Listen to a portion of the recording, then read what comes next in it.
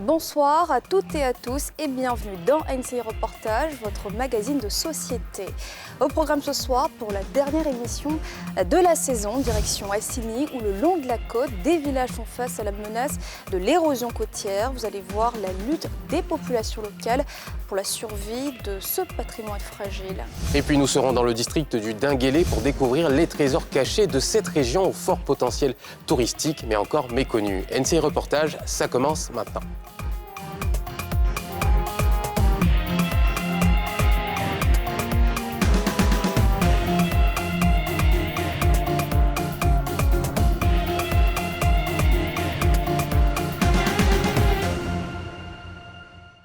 Bonsoir Pierre. Bonsoir Mélina. Ça y est, c'est la dernière émission de la saison. Et oui, le tout dernier numéro de cette saison de NCI Reportage.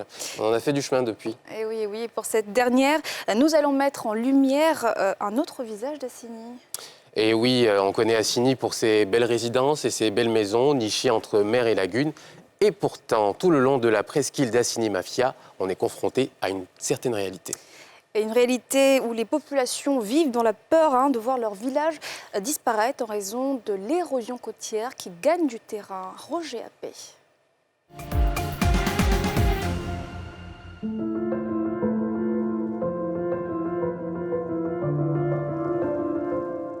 Vue du ciel, des habitations à perte de vue, coincées entre la mer et la lagune Abi. Bienvenue à la presqu'île d'Assigny Mafia, l'une des plus belles de la Côte d'Ivoire.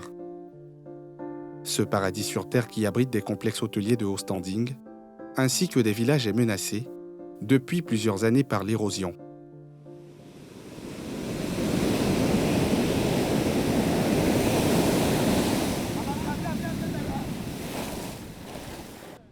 Nous sommes à Babianéa, petit village de pêcheurs, situé à 13 km d'Assigny Mafia. Des vagues de plus en plus fortes et fréquentes menacent les 1000 habitants de ce village. Plusieurs maisons ont été englouties par la mer. Il y avait une maison juste derrière le poteau. Il y avait une maison là-bas et là il y avait un maquis ici. Actuellement ce n'est plus là à cause de la mer. La mer a tout bouffé. Et là où vous voyez, il y avait construction ici. Il s'est seulement que le chaînage et puis mettre la tortue. La mer est venue tout d'un coup, a tout bouffé. Voici le reste qui est là. Voici le reste. Côté mosquée là, en moins de quelques temps, il devait faire tomber ça, mais à cause de la solidarité des gens, on a mis des sacs dans les sacs. On a mis là pour juste bloquer un peu. Donc c'est ce qui a fait que la mosquée n'a pas pu tomber. Des habitants qui assistent de façon résignée à l'engloutissement des habitations ont trouvé leur propre solution. Vous voyez bien ici là, vous voyez il y a des sacs qui sont là. Cette maison normalement, ça devait partir par la mer. Mais à cause de l'effort du sac, de là jusqu'à ici, la mer est arrivée à ici. C'est à la limite de la mer. C'est à la limite de la mer. Mais à cause de l'effort de la population, plus de 2000 à 3000 sacs remplis par sable dans tout le ici pour pouvoir bloquer la mer, ne pas détruire cette maison. Cette famille qui habite à quelques mètres de la mer se prépare déjà à quitter les lieux.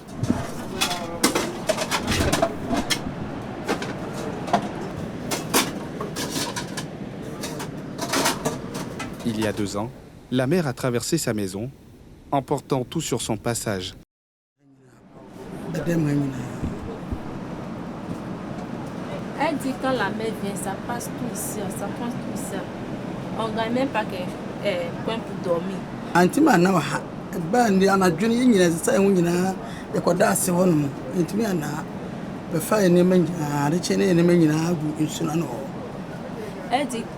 la dernière fois que la mer vient là, elle et puis ses enfants, ils ont ramassé leurs bagages au bord de la lagune. Ils sont partis dormir là. À chaque saison pluvieuse, elle a le sommeil troublé. L'inquiétude se lit sur son visage. Elle dit elle a peur. Quand ça commence, quand elle a peur. Est-ce qu'elle a une solution pour quitter la maison ou est-ce qu'elle a des moyens pour quitter ici? Qu'est-ce qu'elle veut faire? Ma, elle va aller derrière, c'est peut-être des filles. Pesa omubu ni se nsuo chi omre man ya. O ma yekwatin nsuo chi na hampere ha metimi tumi na ido adwa me na. Elle dit qu'elle demande pardon à l'État que vous nous aider pour aller derrière l'eau, pour aller chercher un coin pour habiter là.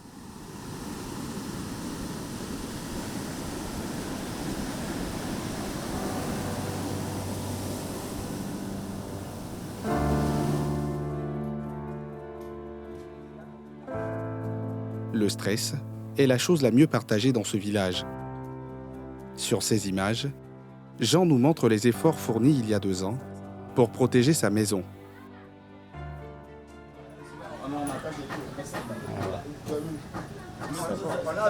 Tout c'est chez moi. Ça, chez moi seulement, il peut dire au moins 300, 2000 sacs et 2500 sacs. 2500 sacs. Oui, chez moi seulement. On a payé beaucoup de sacs. On va à Abidjan avec camion. On paye les sacs. Mais aujourd'hui, on ne voit plus rien. Oui, parce qu'on a fait, ça fait grand trou. On a fait grand trou, au moins 4 mètres. Profonde.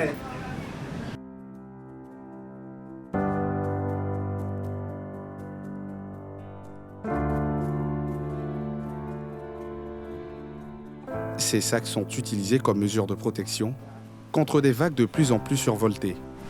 Là, on paie ça. Ouais, 2500. 2500. Maintenant, ça là. Ça qui on paie 150 là. 150. 150. Maintenant, on peut remplir ça, ça va au moins 30, on met dedans. On fait un gros trou, puis on les dépose. Maintenant, on remplit ça au moins 30 sacs, on les met dedans. On les allie comme cela. Après, on va faire la cuisse là, c'est comme cela. Sinon, ça part ici sur main. Quand la mer commence là, on a commencé là-bas, on l'a pris. Un peu. Lendemain, la nuit jusqu'à lendemain, et ramasse tout. Ça veut dire on est dessus.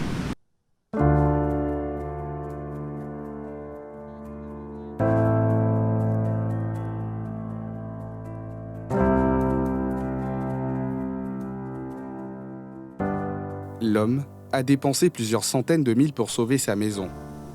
À bout de souffle et conscient que cette technique ne peut freiner l'avancée de la mer, il se résigne à subir les assauts des vagues. Cette année, si ça vient encore là, il a laissé ça casser toute maison. Parce que si tu fais pour remplir ça, soulever mon âge, pour soulever dans 25 sacs ou bien les 50 sacs, si il est fini, chaque année, s'il est fini, il faut qu'il va à l'hôpital. Les yeux rivés sur les vagues surexcitées, Jean reste impuissant face à la menace de la mer. Babia Néa a perdu son combat contre l'érosion. L'urgence s'impose parce qu'il faut délocaliser les villages. Ça, c'est l'urgence. Si maintenant il y a d'autres alternatives à faire, mais le plus important pour nous, c'est la délocalisation des villages. Puisqu'on n'a plus de terre à cultiver, à construire. Donc, le mieux, c'est de trouver un site plus approprié pour les villages qui sont menacés par l'érosion côtière. Donc, nous avons perdu énormément. On peut même quantifier que plus de 200 mètres est parti déjà. Hein. Il ne reste qu'une petite portion de terre qui avoisine à peine l'hectare.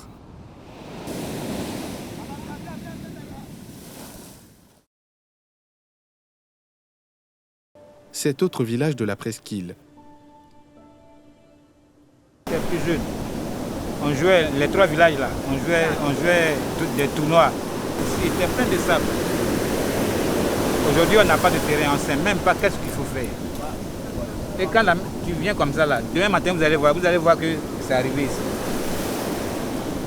Et ça c'est jusqu'à vers fin août. S'il n'a pas eu de dégâts, Dieu merci. Ici, les vagues sont de plus en plus agitées. Chaque marée haute emporte un peu de la falaise sablonneuse, menaçant ainsi les pirogues accostées au bord de la mer. Ouais, où sont venus les pirogues là?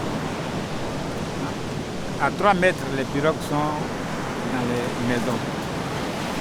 Les pirogues étaient très loin. Aujourd'hui, la mer les pousse un peu. Parce que la mer avance 1 mètre par an. 1 mètre par an, scientifiquement. Donc en 10 ans, la mer avance 10 mètres. Multiplié par depuis que j'étais petit.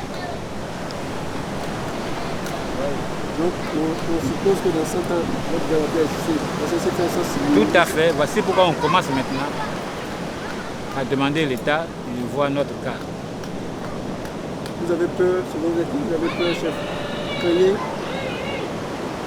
Tu dors en ville, si tu as des frères, des enfants ici, ton cœur bat.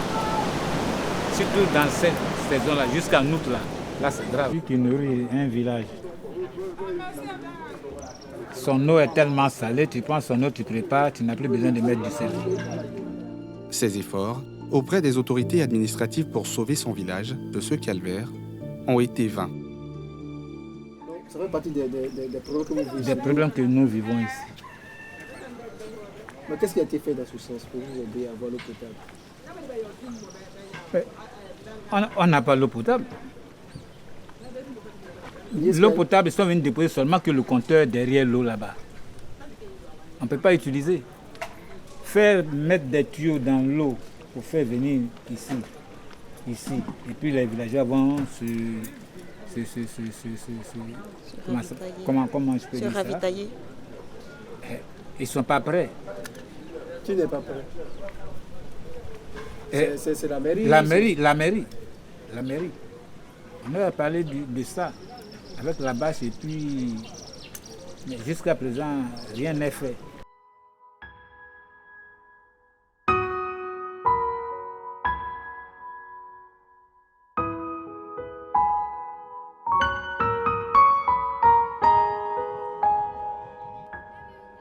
Une ONG a pris la question à bras-le-corps pour aider le village à sortir la tête de l'eau. Auprès des autorités compétentes, vous avez signifié le ministère de l'hydraulique, c'est ça? Vous avez signifié également le conseil régional et vous avez signifié la mairie. Donc le problème lié à la salinisation des eaux, là, c'est ce qu'on va régler. Et comme solution, on a vu qu'il fallait voir avec le ministère, le conseil régional ou la mairie, la possibilité d'avoir une adduction d'eau à partir d'un château qui est de l'autre côté de la terre, n'est-ce pas? Donc, c'est ce problème principal-là que nous allons adresser avec vous, qu'on va introduire auprès de ces autorités-là. Ce matin, ses membres sont venus aider le village à rédiger un plaidoyer. Dans ce village, la question clé, c'est la question de l'érosion côtière. Et le fait qu'il y ait l'érosion côtière dans ce village a salinisé les eaux douces. Donc les eaux douces, l'eau qu'on va utiliser pour la boisson, pour se laver, l'eau là devient de plus en plus salée. Donc nous sommes là, ici dans ce village, avec le RIOF, qui est une de nos organisations partenaires directes avec lesquelles nous travaillons. Nous sommes là avec le RIOF pour aider la communauté à rédiger une note de plaidoyer et à introduire cette note de plaidoyer auprès des autorités compétentes qui sont susceptibles de trouver une solution définitive à ce problème-là. En une trentaine d'années, le village de Mandjan a perdu un tiers de ses terres. La distance entre la mer et la lagune atteint à peine 150 mètres.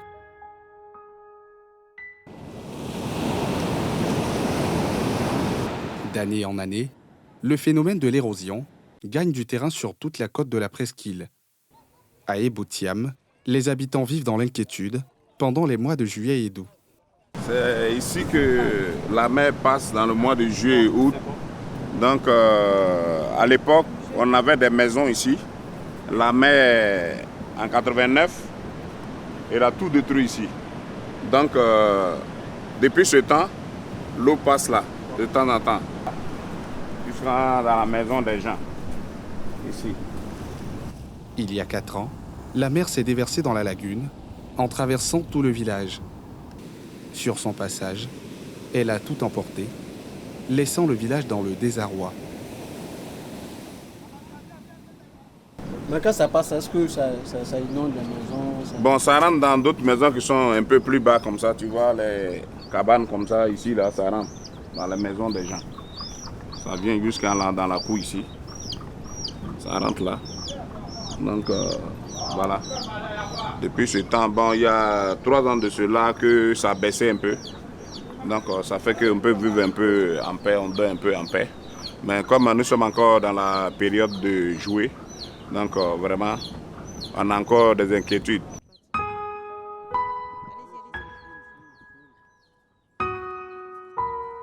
Coincé entre la lagune et la mer, le village est menacé des deux côtés. Bon, Donc ce qui fait que quand la mer vient, il y a l'eau aussi de la forêt aussi qui vient.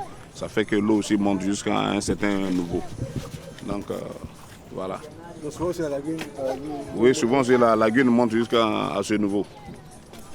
Il y a cette maison là, elle monte là jusqu'à là.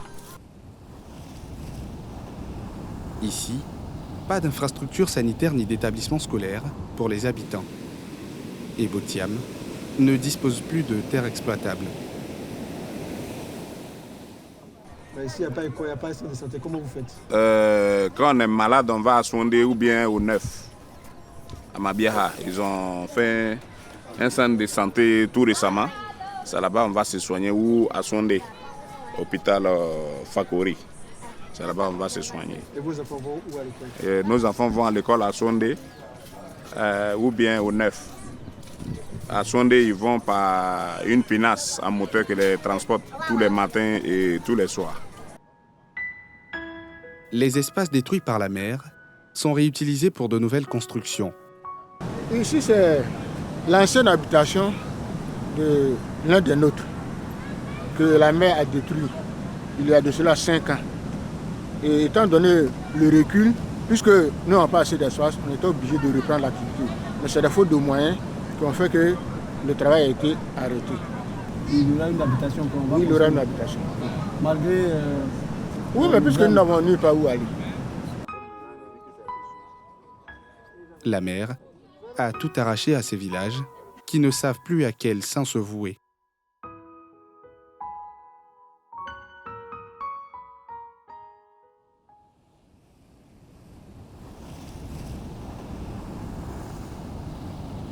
La pêche, l'activité principale des villageois, est frappée de plein fouet par le changement climatique. La lagune, la mer nourricière en poissons d'eau douce, a perdu son charme.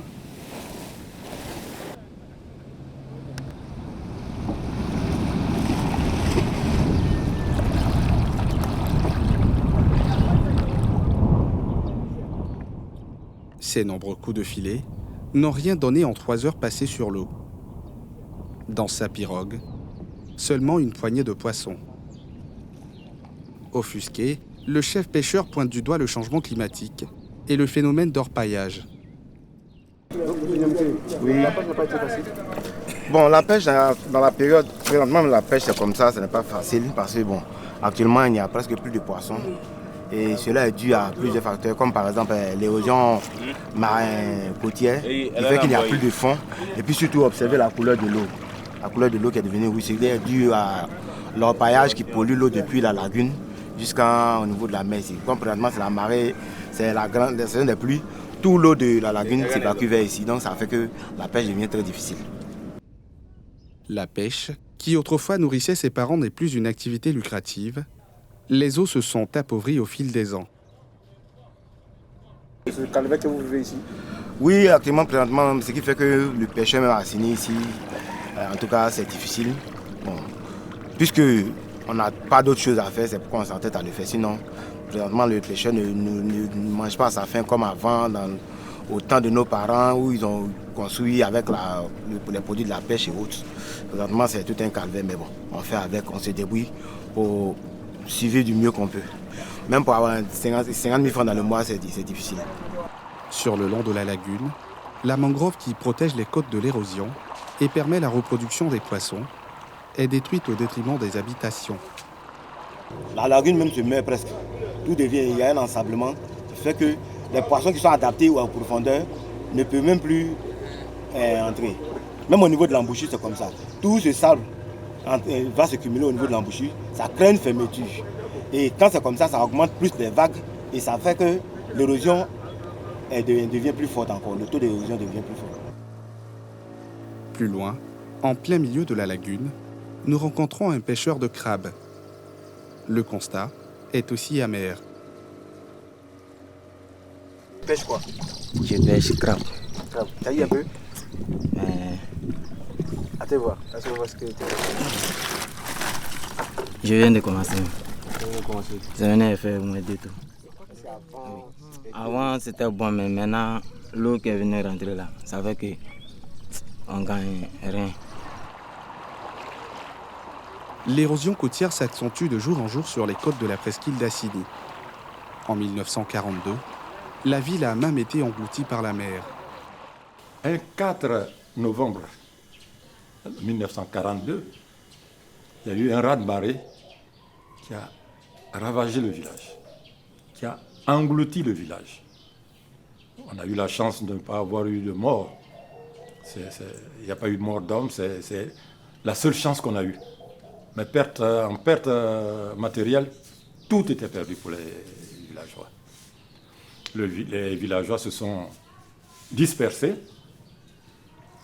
Une partie a formé l'actuel village qu'on appelle Assini France, et l'autre partie s'est mise sur le flanc d'Assini Mafia.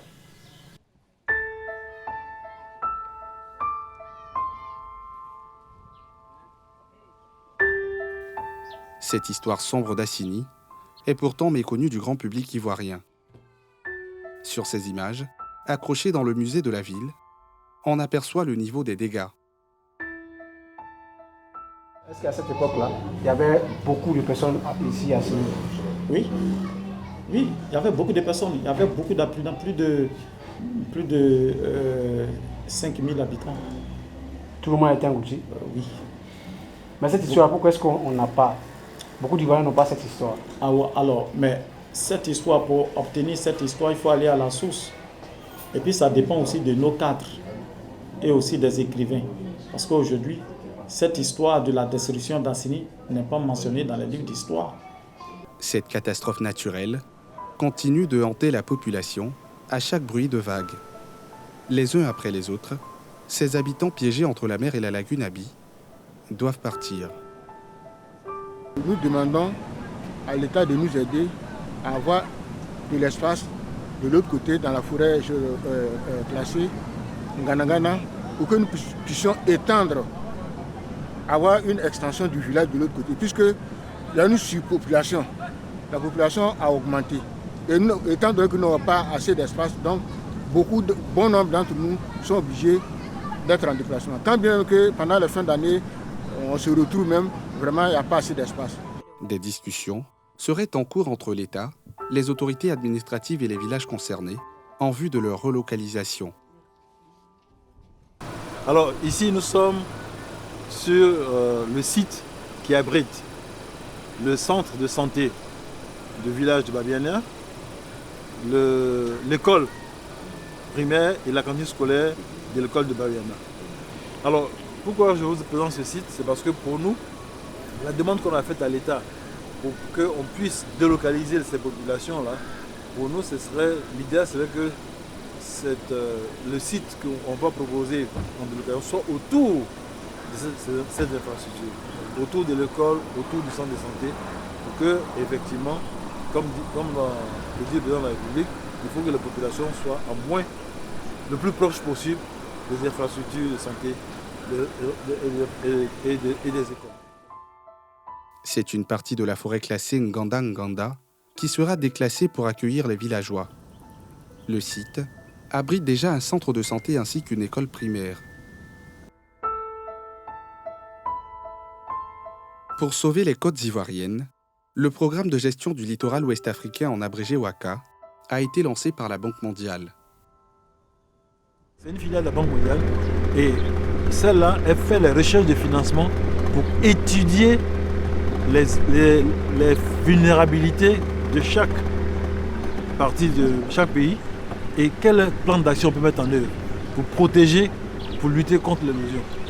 Et le WACA nous a aidé justement à mettre tous les maires qui sont sur le littoral à créer une association qu'on appelle Recolsi. Recolsi, c'est le réseau des communes du littoral. Ces actions, justement, ce sera de soutenir le WACA pour rechercher des financements, pour faire les études.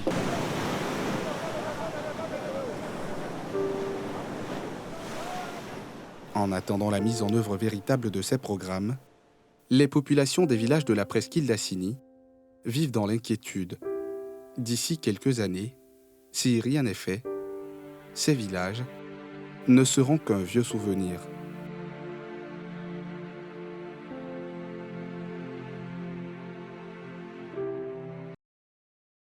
pour parler de cet autre visage d'Assini, nous sommes rejoints en plateau par le chef du village d'Assini Babianéa, Monsieur Tano Edmond. Bienvenue sur le plateau de NCI Reportage. Bonsoir. Bonsoir, merci d'être avec nous ce soir. Vous êtes né, vous avez grandi dans ce village. Qu'est-ce que ça vous fait de le voir en train de disparaître? Bon, avant de rentrer dans le but du sujet, permettez-moi de dire merci à NCI. Nous donne l'opportunité d'être sur ce plateau pour parler un peu de problèmes d'Assini, surtout que la menace côtière. Et aussi pour dire merci aussi au roi d'Assini, Aoula Fiamoussou 5, et les autorités coutumières aussi, qui sont tout le temps avec nous pour ce problème que nous vivons au quotidien.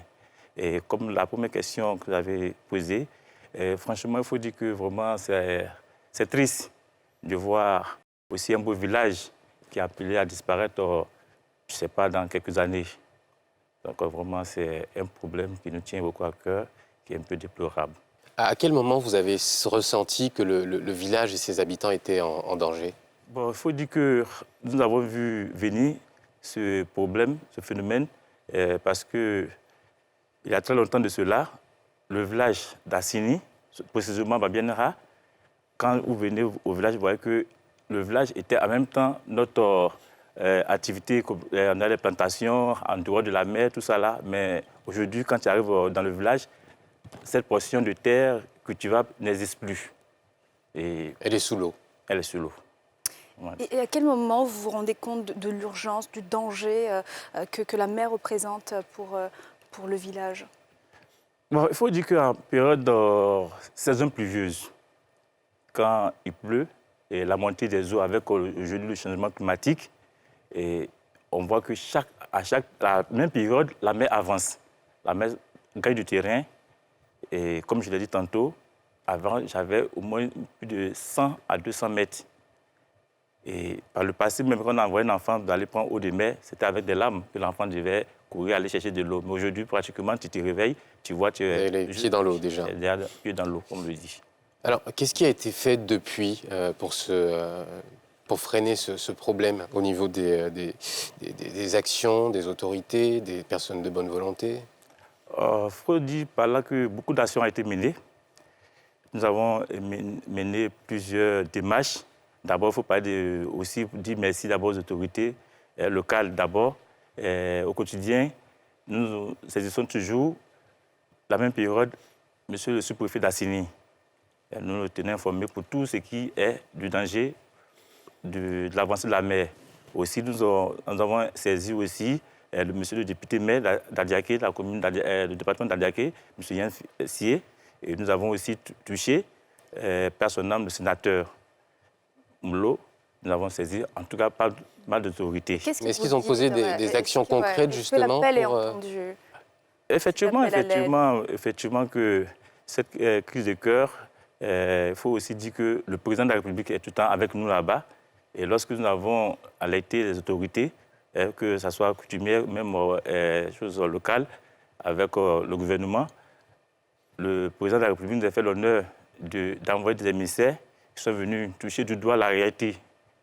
Alors donc pour le moment, il n'y a pas d'action concrète, je veux dire, sur le terrain, du remblayage, des pneus pour... Les actions sont un peu archaïques, puisque c'est nous-mêmes, les villageois, qui remplissons du sable dans les sacs pour protéger. Pour ceux qui ont l'argent, peut-être qu'eux, ils font avec du ciment, mais nous qui n'avons pas les moyens, nous le faisons avec les sacs remplis de sable. Dans le reportage, vous avez souhaité que l'État vous relocalise. Où on s'en est, ce projet de relocalisation? Je t'aurais dit que le projet avance. Avance, comme je le disais tantôt, que le président de la République nous a fait l'honneur de dépêcher des ministères pour venir toucher du doigt ces réalités. Donc encore au stade embryonnaire, quoi. Il n'y a encore rien de concret qui a été mis en place. Pour le moment, je pense que nous sommes dans l'attente. Vous avez trouvé un endroit, vous avez... Pas encore. L'endroit, tout ça, c'est dans la main des autorités. Et je pense que nous sommes à l'écoute et par le passé même, on nous a fait des propositions de la localisation de certains villages. Et comme ce n'est pas seulement que le village de Babiara, peut-être que je ne suis pas de village de Babiara, mais il faut te dire qu'il faut situer que dans la localité d'Assini, il y a 16 villages. Et il y a 5 villages qui sont menacés par l'érosion côtière. Donc tout cela, il faudrait que, si même aujourd'hui, on doit parler de Babiara, demain, on va parler d'autres villages. Donc pour cette raison, peut-être que le gouvernement, ils sont en train de réfléchir comment pour faire la localisation de tous ces villages qui sont menacés par l'érosion côtière. Alors justement, on est dans l'attente, on est dans la patience, mais est-ce que vous avez le sentiment que les choses traînent? Parce que vos pieds sont dans l'eau, vos maisons sont dans l'eau aujourd'hui, donc je vous trouve très patient, mais est-ce que quelque part vous vous êtes inquiet? Bon, l'inquiétude, parce que là, chaque jour, nous sommes dans l'inquiétude, parce que jusque-là, je ne disais pas à quel moment que la mer va venir pour pas goûter ce village. Mais je pense que le gouvernement est en train de travailler sur le dossier. Le dossier, parce que plus ou moins, tout récemment, on a pu discuter avec les autorités et qui nous rassurent que le dossier s'avance. Alors en tout cas, vous avez donc des discussions, mais alors pour vous, aujourd'hui, dans le village, c'est quoi le plus grand souhait pour, face à la situation? Qu'est-ce que vous voulez? Qu'est-ce que vous attendez? Le plus grand souhait que vraiment ce problème trouve la solution le plus rapidement possible. Nous souhaitons que le gouvernement fasse son possible. J'ai dit tantôt qu'ils sont en train de travailler dessus, mais vraiment c'est aussi le rêve de tout et chacun de nous.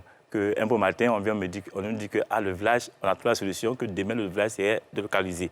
En tout cas, c'est notre plus grand souhait, qu'on trouve un site pour délocaliser tous ces villages qui sont menacés en voie de disparition. Alors on vous souhaite tout le meilleur, bien sûr, pour le village et pour les 5 autres qui sont menacés par la montée des eaux. On espère que votre message sera entendu le plus vite possible. Merci d'être passé sur le plateau de NCI Reportage. Merci à vous. Effectivement, je pense que ça sera fait. Et on aura la chance, l'occasion aussi de venir sur ce plateau encore pour dire que notre cri de cœur a été entendu par les autorités. Merci. Merci à vous. Merci. Puis, au revoir.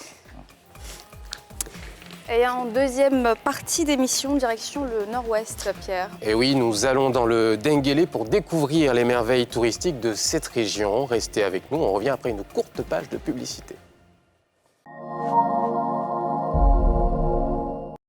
De retour sur le plateau de NCI Reportage, merci d'être toujours avec nous et on termine cette saison avec un sujet découverte, Pierre. Et oui, nous irons découvrir les trésors cachés du Denguélé, une région qui aspire à devenir une véritable destination touristique. Et vous allez le voir dans ce reportage, elle a tout pour y parvenir. C'est un reportage signé Patrick Brédé et Roméo Tapé.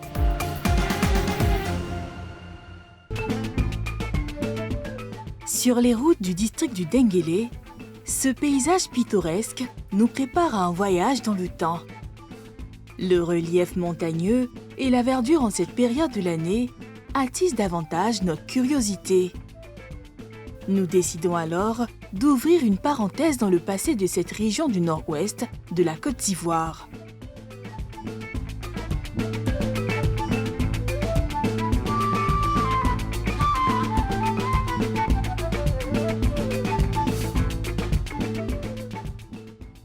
À 867 km d'Abidjan, la ville d'Odiéné, chef-lieu de la région du Kabadougou et capitale du Denguélé.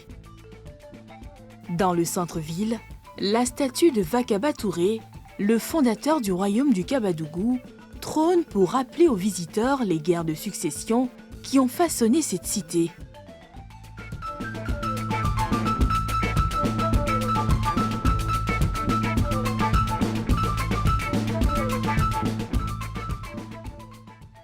Mais c'est à 70 km de Béléban que cette chaîne de montagnes va nous livrer l'une des premières histoires de la région.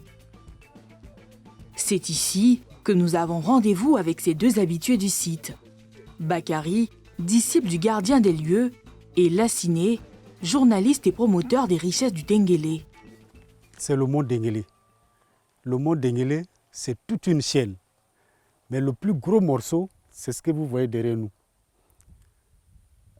Qui fait une altitude de 810 mètres, 830 mètres de hauteur.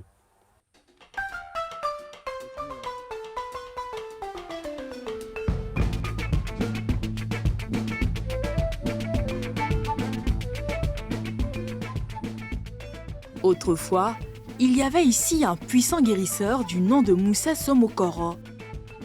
C'est à lui qu'on doit la réputation de ce lieu iconique. C'est à l'aide de ces objets qu'il guérissait. Ça date de très longtemps, vous voyez comme ça, ce n'est pas un trône d'aujourd'hui. ça date de très longtemps. Donc les gens, c'est sur ces troncs d'arbres qu'ils faisaient asseoir les gens pour les laver mystiquement. Ils m'envoyaient même pour venir laver des gens. Vous les lavez avec quoi? Avec les médicaments qu'ils me donnaient, de venir laver les gens avec. Voilà, il y a d'autres qui venaient, je vais avoir de l'argent, je vais avoir l'argent, je vais aller en Europe et tout.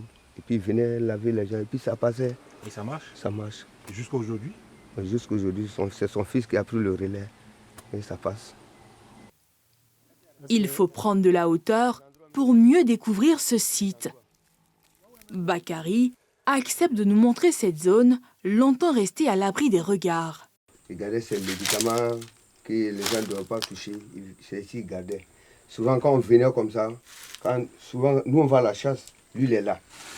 Quand on tue des gens, des animaux, on vient les garder ici, en attendant qu'on aille à la maison. On venait les mettre ici. Mais ces trucs s'écrivent même c'est ici qu'il gardait.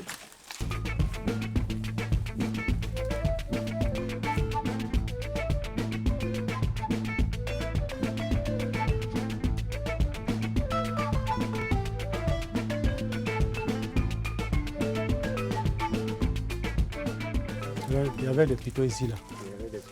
Voilà, il y avait des pitons ici. Ces pitons-là, ils étaient... Comment ils sont arrivés ici? Je ne sais pas comment ils sont arrivés. Ils étaient là. En tout cas, ils ne s'attaquaient pas aux gens. Il y avait combien de pitons comme ça? Souvent, quand tu venais comme ça, il y en avait 6, 5 comme ça. Bon, quand le vieux est décédé en 2007, depuis 2007, on ne voit plus de pitons ici. On ne sait pas où ils sont partis. Donc ça va rouler. Après 10 minutes à défier la pente de cette montagne, nous voici au sommet de ce sanctuaire ouvert au public.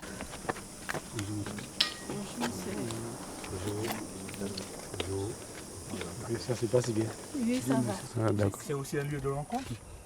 C'est un lieu de rencontre pour les amis et pour certaines franges de la société. Passer du bon temps n'est pas la seule raison de la fréquentation des lieux. On vient chercher des bénédictions. Et quand on vient, quand on repart où on est assis, Dieu fait miracle. Voilà, Dieu fait miracle. Vous, ça vous est déjà arrivé? Plusieurs fois. Et c'est pour ça que je reviens tout le temps.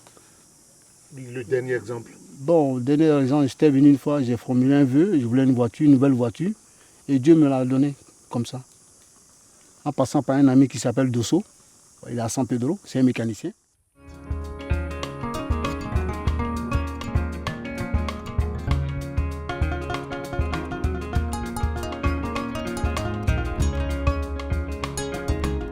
Donc c'est ici le vieux lavait les gens. Là. Voilà, là. C'est ici on déposait calebasse là. Voilà. C'est ça qui a fait qu'ici il a changé de couleur. Donc il a lavé beaucoup de gens ici. Beaucoup de gens. Jusqu'à sa mort. C'est ce qui a fait que la couleur a changé. Jusqu'à sa mort, c'est ici qu'il lavait les gens.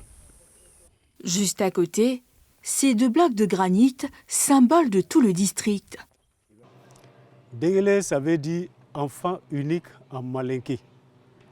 Enfant unique. Donc toute la chaîne porte le nom de ces gros rochers, les 2 rochers superposés. Là. Donc toute la chaîne a été baptisée Dengele à cause de ces 2 rochers. Maintenant le district porte le nom de ces 2 rochers, Dengele. Sous nos yeux, les lois de la pesanteur sont repoussées.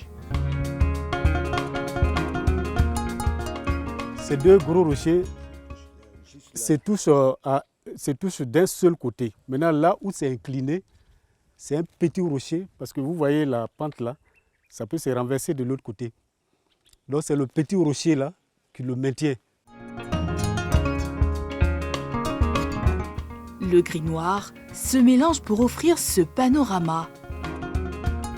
Un spectacle que vient contempler Siaka. Chaque 3 à 4 jours, j'ai fait du vélo, du cyclisme si vous voulez, jusqu'au mont Dengele. Arrivé au pied du mont, j'escalade pour venir admirer la nature et la beauté du mont Dengele. À chaque fois que je viens, je suis toujours émerveillé par le mont. Ça m'inspire la santé, c'est dit que la beauté de la nature et l'histoire d'Odjené. À chaque fois quand je monte, je me remémore l'histoire de ma belle ville. Cette porte d'entrée nous invite à continuer l'exploration de ce district étonnant et mystérieux dont certaines villes se sont construites au fil de cours d'eau. C'est le Baoulé, fleuve rouge en malinké, qui a guidé l'installation des actuels occupants du Samatigila. À l'origine, c'est un chasseur qui s'appelle Samatigui Kone, qui ne chassait que les éléphants, d'où son nom Samatigui Kone. Samatigui, Sama éléphant, Tigui propriétaire des éléphants, Kone. C'est lui qui habitait la terre ici. Mais comme tout bon chasseur, il est très mobile, il bouge pour aller chercher ses gibiers. Donc quand nos parents ont traversé, la terre a été rachetée à partir d'une marmite d'or. Donc nos parents sont installés. D'où le nom du village Samatigila. Ça dit je suis Samatigui. Ce sont ces pierres jumelles conservées depuis plus de 1000 ans qui ont confirmé la bonne terre aux ancêtres de Mamadou. Juste derrière ce fleuve, à 3 km, on a une préfecture, un village qui s'appelle Kagnasso. C'est la dernière étape de nos parents. Parce qu'avant de venir, ils avaient fait des prières et Dieu leur avait montré un symbole. Que là où ils vont retrouver ces 2 blocs de cailloux, ils peuvent s'asseoir là et le village va prospérer. Donc, c'est à la recherche de ces 2 blocs qu'on appelle Bademafla, c'est-à-dire 2 frères qui sont venus à Kagnasso. Et Kagnasso, comme nous étions musulmans, à chaque prière, nous devons prendre l'ablution, donc on gaspille un peu l'eau. Donc, les tuteurs ont trouvé que nous gaspillons assez d'eau et que ce ne serait pas bien qu'on habite ensemble et qu'on passe de l'autre côté du fleuve.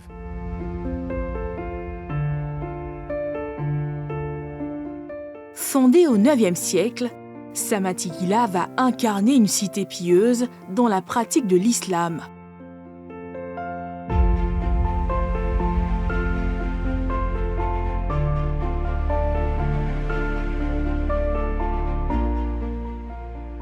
La tombe de Diaby Karamokoba, premier imam de Samatigila, en est la parfaite illustration. Alors, le village a trouvé cette pierre ici. Ce sont les traces, les empreintes laissées par les orteils des différents imams qui sont passés depuis la création du village. C'est la tombe de Diaby Karamokoba. C'est lui qui a construit la mosquée, c'est lui qui a été imam pendant 100 ans. Il a même fait enterrer son papa juste devant la mosquée qu'on appelle Mustapha, Diaby Mustapha. Ce lieu aussi a quelque chose de très particulier. Quel que soit le nombre de fidèles, le jour du Ramadan, le jour de la Tabaski, ce lieu n'est jamais rempli. Jamais. Quel que soit le nombre de fidèles qui vient. Tout le monde trouve de la place. Je ne peux pas expliquer, mais c'est comme ça.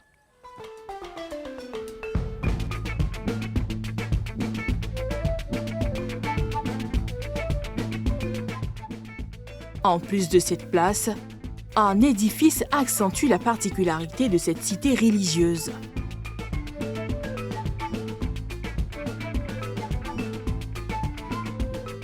Voici le trésor de Samatigila, sa mosquée de type soudanais, l'une des merveilles de ce bout de Côte d'Ivoire. Construite à partir de termitières, elle porte plus de 800 ans de piété, de supplication et d'exaucement. À 95 ans, l'Adji veille sur cet héritage historique inscrit au patrimoine culturel de l'UNESCO depuis 2021.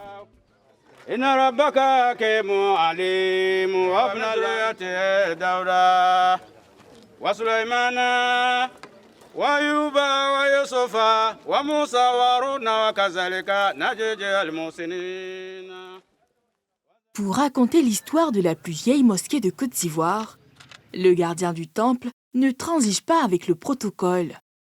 On est venu prier pour nos parents et leur dire que nous allons raconter l'histoire et qu'ils nous assistent afin qu'on ne commette pas des mensonges et des faits non réels.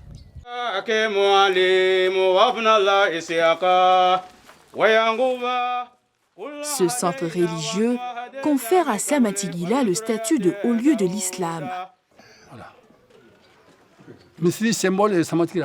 C'est notre vie, c'est l'essentiel de notre vie. Nous ne vivons que pour cette mosquée. Si cette mosquée n'existe pas, le village Samatigila ne peut pas exister. nous sommes musulmans et Samatigila est tout, et cette mosquée est tout pour Samatigila. Si cette mosquée disparaît, le village disparaît.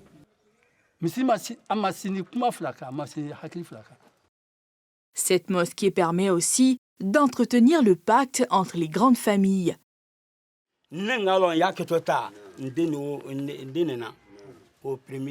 Celui qui a construit la mosquée, qui s'appelle Karamba Djabi, il était soutenu par tous les autres vieux. Mais ils ont décidé, comme il y avait unanimité, ils ont décidé que lui, à chaque groupe de personnes, il faut une tête. Ils lui ont donné la tête, c'est pour cela qu'on dit son nom aujourd'hui. Sinon, en réalité, les autres aussi sont restés dans les cases. On dit, bon, comme toi tu es la tête, tu continues et nous allons faire les prières. Ici, les exigences de l'islam sont appliquées à la lettre. Même les femmes n'ont pas accès à cette mosquée. Et si vous voyez les deux cases derrière, c'est la mosquée des femmes. Donc pour vous dire que les non-musulmans n'ont pas accès à notre connaissance. Il y en a qui viennent discrètement entrer dans la mosquée, faire leurs prières. Quand ils ont les révélations que leur prière était exaucée, sans ce moment ils viennent voir le gardien des lieux. Comme d'autres restent très loin et dire que je partage grâce à cette mosquée que Dieu exauce mes prières, mes intentions. Cet endroit n'a pas toujours été un havre de paix. À l'époque de la conquête religieuse, la mosquée sera dans le collimateur de Samori Touré. L'imam Samori est arrivé, il a fait 6 mois hors du village avec près de 60 000 soldats, guerriers.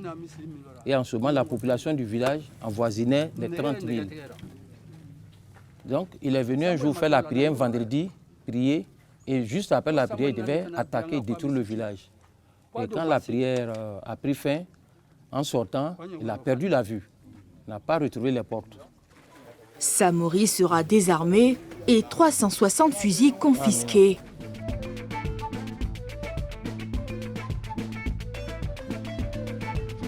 De ces vestiges, il reste que ces 4 fusils. Autre témoignage de l'histoire, cette marmite. Donc quand nous sommes venus, le village qui est de l'autre côté du fleuve, c'était nos premiers tuteurs. Après, ils ont demandé à ce qu'on vienne de l'autre côté de la rive, du fleuve. Et ils ont dit, quand vous venez prendre la terre, il faut que vous payiez quelque chose. Donc, c'est cette marmite-là qui était remplie de poudre d'or qu'on a donnée pour pouvoir voir la terre d'ici.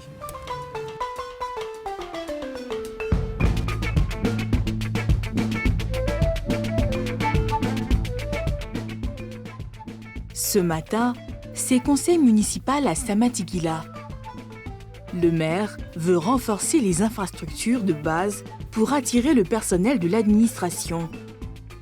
Une stratégie qui devrait permettre à la ville de mieux faire connaître son potentiel touristique et briser la barrière des 900 km qui la séparent d'Abidjan.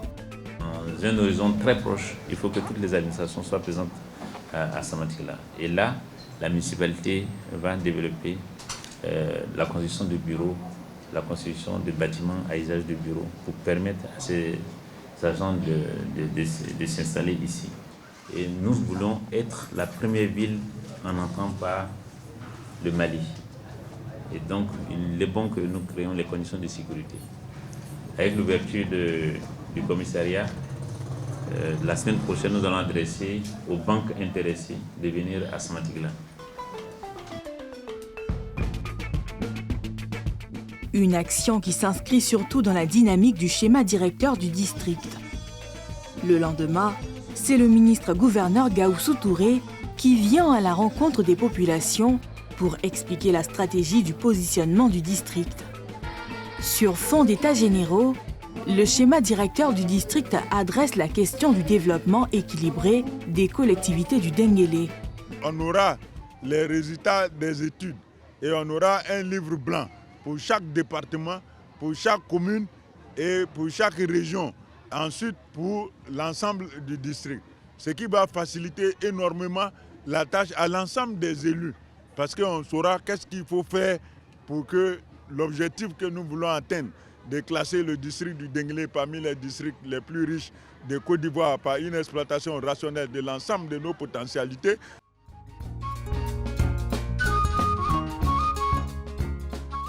Un point d'honneur est accordé à la préservation des sites emblématiques comme la mosquée de la ville.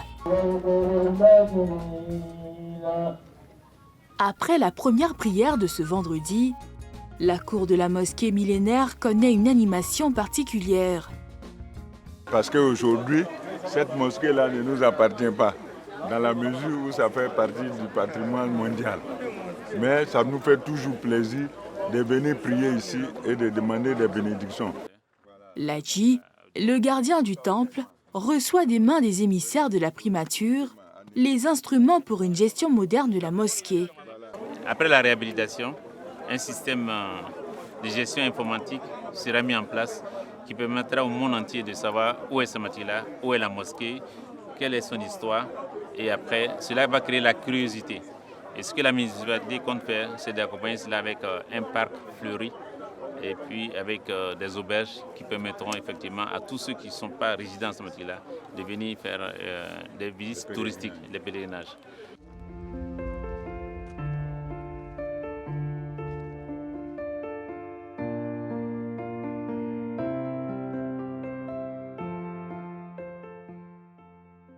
Comme toutes les cités d'histoire et de civilisation, il faut toujours s'attendre aux traces d'un explorateur venu de très loin. René Caillé, l'explorateur français, a emprunté cette voie dans sa marche vers la ville de Tombouctou.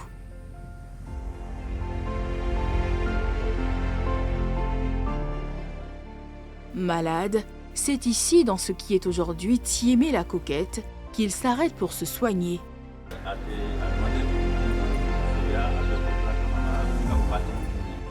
C'est la famille Silla qui l'a accueilli et lui a offert cette case comme gîte.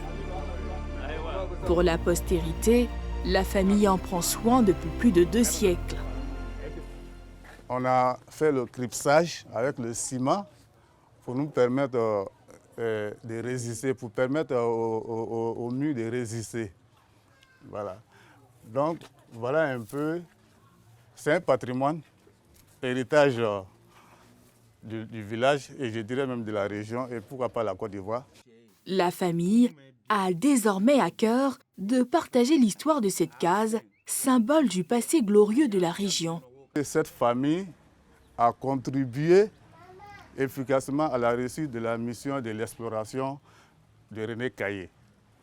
Parce qu'il est venu ici avec un scorbut, il était malade, donc c'est la grand-mère qui l'a soigné à l'intérieur de cette case ici. Il a été reçu par la famille, le grand-père Fek Ramogo, et ensuite il a été soigné par sa femme, voilà, pendant 5 à 6 mois. Au fil des années, la famille comprendra que le choix de Thiémé n'est pas un heureux hasard dans l'ambition de René Caillé d'atteindre Tombouctou. Son trajet, c'était d'atteindre Djenné et puis Tombouctou. Et Tombouctou-Djenné, c'est le même chemin. Donc la caravane partait d'ici. Donc ça, c'est caché derrière d'abord la maladie. Donc la maladie l'a permis aussi de faire une immersion, de mieux comprendre comment s'organise cette caravane-là aussi. Ça a été fait. Donc doublement, Thiémé a contribué à la réussite de sa mission. À l'intérieur de la case, l'environnement est spartiate avec quelques objets de l'époque. Nous, on ne peut pas déterminer l'âge parce que simplement René Caillé a trouvé ça ici, alors que lui il est passé en 1827. Donc aujourd'hui, il faut compter 200 ans environ. Le canari qui a servi à soigner est encore au centre de l'habitat. Voici canari que notre grand-mère Magnon Barayo a pris pour soigner René Caillé. Donc avec à l'intérieur l'écorce d'un arbre qu'on appelle le djara, donc djarafara.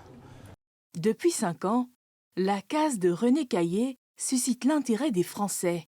En 2001, pour être précis, les 43e vivants sont venus ici, à la demande du maire.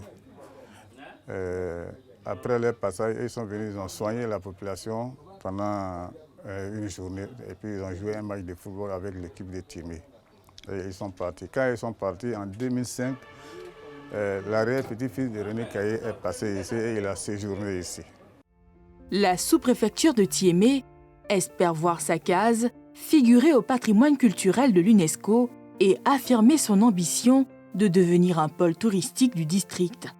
En attendant la réalisation de ce vœu pieux, une nouvelle statue de René Caillé est en cours de finition, en remplacement de celle détruite par les travaux de bitumage.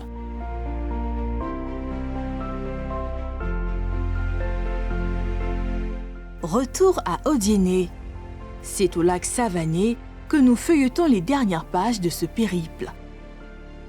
Le calme du lac artificiel créé depuis 1981, son restaurant sur pilotis, ce paysage fleuri ajoute à la magie du lac. Une tranquillité dont profitent les providentiels pêcheurs qui s'y aventurent depuis que les lieux ont été laissés à l'abandon.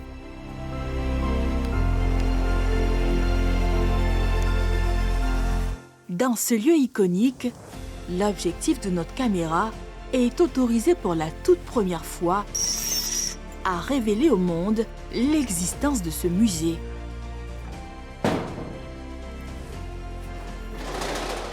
C'est Karamoko qui a la responsabilité de dépoussiérer ces pièces d'exception. Propriété d'un passionné d'histoire et ancien directeur de l'aviation civile ivoirienne, ce musée a des allures d'Afrique en miniature. Le masque que j'ai su vient du Congo, Brazza. Et ceux-là, ils viennent d'où? Ceux-là, ils viennent du Zaïre. Ici, sont consignés des instants de vie de personnages historiques. Ce fusil, c'est le fusil d'un chasseur qui s'appelle Touré. Et ce fusil a 100 ans. Et ça, c'est la lance du grand-père du propriétaire. Ils ont combattu sans mourir avec ça. C'est des pièces rares? Oui, c'est des pièces rares. C'est des pièces qui vont casser, puis il y a deux qui vont 500 ans à 400 ans. C'est ça, c'est depuis au temps de Samori. Ils ont combattu sans mourir avec ça. Le grand-père du propriétaire.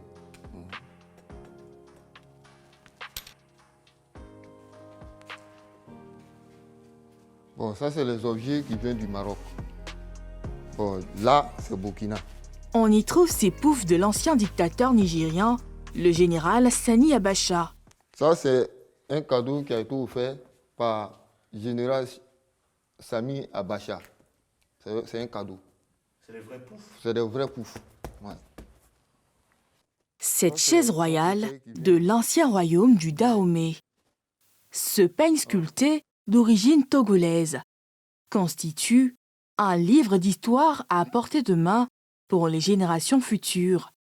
Je trouve que j'ai un avantage sur les autres parce qu'au moins j'arrive à nettoyer au moins un musée pour mettre les objets anciens en valeur pour que les enfants qui viendront, on pourra les expliquer les histoires de ces objets. Ça, c'est un zèbre de Zimbabwe. C'est un vrai zèbre, hein, ça a été momifié. Maintenant, ça, c'est un buffle de Tanzanie. Et ça, c'est un koudou. Ça aussi, c'est Tanzanie. L'une des pièces d'une valeur historique inestimable a élu domicile ici. Ça, c'est un des derniers lions d'Haïlé Sélassie. Et c'est un vrai lion qui a été momifié. Ça, c'est les vrais crocs et les vrais griffes. Et voilà le lion vivant avec Haïlé Sélassie avec son garde du corps. Comme cette guitare malgache, pas moins de 500 objets sommeillent en ce lieu et attendent d'être révélés au grand public.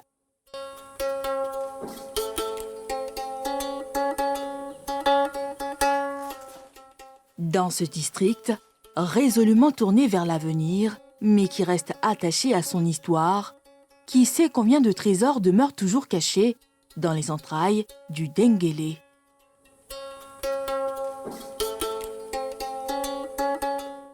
Et pour en parler de Denguélé et ses trésors cachés, nous sommes rejoints en plateau par l'auteur du reportage Patrick Brédé. Bonsoir, merci d'être avec nous ce soir. Bonsoir Bélina, bonsoir Pierre. Bonsoir. Alors dites-nous, qu'est-ce qui vous a le plus fasciné dans cette découverte de la région? Au moment où on se rend dans le district du Denguélé, on constate, contrairement à ce qu'on pensait nous-mêmes, que c'est très vert. On s'est fait expliquer par la suite que c'est la culture de l'anacarde qui a un peu aidé cette région-là à vraiment reverdir. Mais ça nous a tout de suite frappé. Et puis, on s'est retrouvé dans une zone où il y a quand même des massifs montagneux. Vous voyez les livres de géographie, pour nous le nord, parce qu'on est quand même à plus de 800 km d'Abidjan, pour nous le nord c'était de la savane arborée, de la savane même tout court, mais là on a été un peu dépaysés. Alors vous parlez donc de cette région qui a envie de faire décoller le tourisme, mais qui pourtant n'y arrive pas pour le moment. Comment ça s'explique? Parce que déjà le premier obstacle, je pense que c'est la distance. C'est la distance. Comme j'ai dit, on est quand même à plus de 800 km d'Abidjan.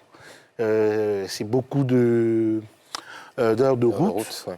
Et il y a déjà cela. Et il y a les idées reçues. Le Nord, on l'a toujours vu comme un endroit où on avait de la sécheresse, il faisait très chaud. Et on ne s'imaginait même pas de voir ce qu'on a pu découvrir dans le Denguélé, dans le district du Denguélé. Parce que je rappelle que c'est un district qui a deux régions, donc la région du Kabadougou et la région du Folomé.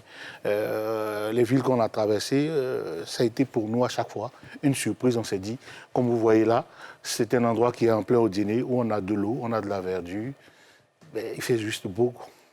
Et est-ce qu'il y a des défis qui pèsent aujourd'hui, notamment sur la préservation de ces patrimoines que vous avez pu découvrir, notamment la mosquée qui est la plus vieille de la Côte d'Ivoire?